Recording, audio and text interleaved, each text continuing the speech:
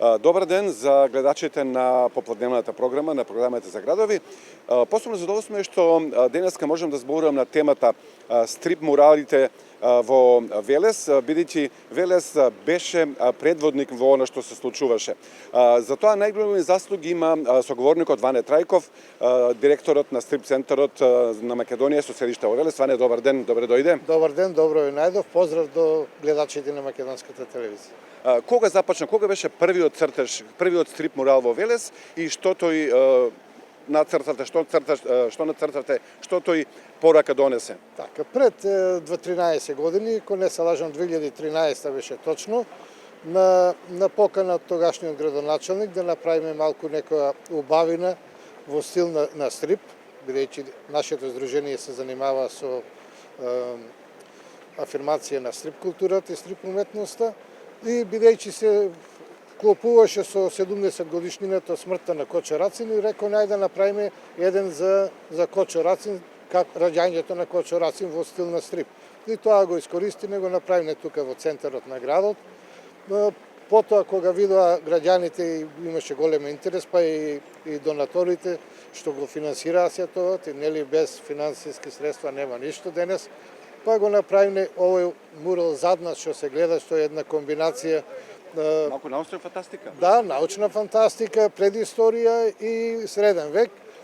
И мислам дека јас од моје искуство, гледајќи ги посетителите од Јапонија, од европските држави кои доаѓа овде да разговараат за работата на стрип центарот, највеќе се задржува на овој овде и баш модернистички.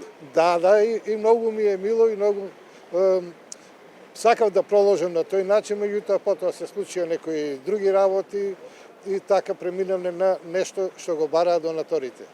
Потоа го нацртавте, ако не се лажам, гимиџиите на Којник. Не, потоа го нацртавме портретот на Кочо Рацин. Тука кај Стара аптека?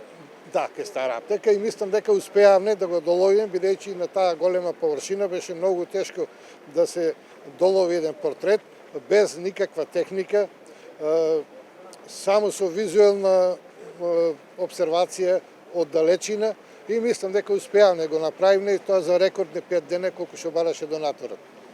Потоа беа повторни сартам на гимиџиите, па доле и градскиот сад. Да, потоа отидовме на историскиот Којник, кај што се родени голем број наши дејци, ајде ги спомнеме Кочо Рацин, Петре Прличко, и ги направиме гимиџиите на една површина што на некој начин беше видлива за сите граѓани со возила, пешаци и така натаму, и мислам дека и тоа е еден успех на стрип центарот.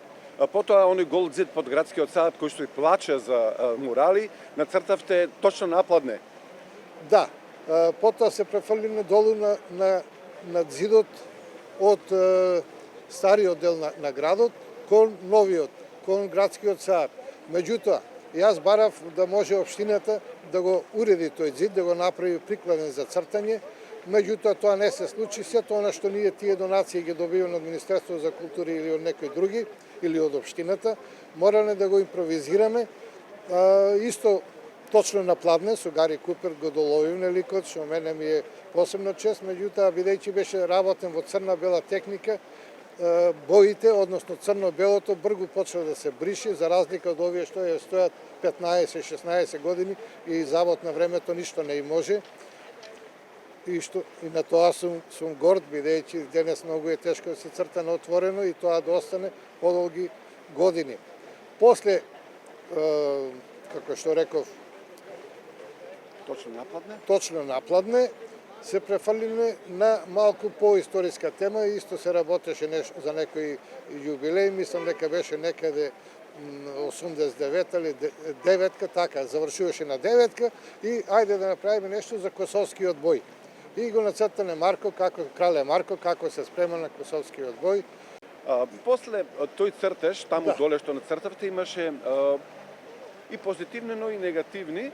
Дали тоа беше решавачко да се повлечете, да не цртате повеќе, или пак финансиерите не аплициравте, немаше средства? Не, тоа не беше решавачко, бидејќи додека го цртуваме, минуваа граѓани кои ни дава поддршка да продолжиме со таа работа, меѓутоа имаше и такви, нели, во секој општество има такви луѓе на кои се им смета, па посебно уметноста, И не би сакал на нив да се навраќа, меѓутоа ние престанавме од една едноставна причина што веќе донациите од странство полека почнаа да се префрлаат, па сега колку што гледам во овие земји членки на Европската унија, Албанија посебно, и ние останане без донации, општината немаше финансиски средства. Дали има помлади кои што може да наследат? Па секогаш има заинтересирани, меѓутоа денес е време на интерес, односно на пари. Ако му се плати на уметникот, тој ќе црта. Јас се надевам дека ако општината, ако Министерството за култура смогнат сили да можат да финансираат, дека ние ќе го направиме Велес втор Ангулем на Балканот, бидејќи сите што го знаат Ангулем, тоа е едно мало градче во Франција, кај што се одржува еден најголемите светски фестивали на стрип, и од 20.000 жители станува преку 200.000 во тие денови на стрипот. И Ангулем нема капче некое, кај што фасада на зид, слободен простор, кај што не е нацртан некој стрип јунак или некој мотив од стрип културата. Требаше и ние да продолжиме така, меѓутоа, како што реков, ние сме сепак Македонија, кај нас се случуваат некои други работи во општеството, така да ми е жал, меѓутоа тоа е тоа. Да, Ваня, јас ти благодарам што беше гостин. Се надам дека не си го кажал последното дека ќе има уште можност за нови творења. Тука јас не би се одел само да кажам дека на влезот во Велес од справец на Штип беше најголемиот мурал во земјава. Тој е на површина од 220 метри квадратни, во должина од 86 метри и височина од 2,5.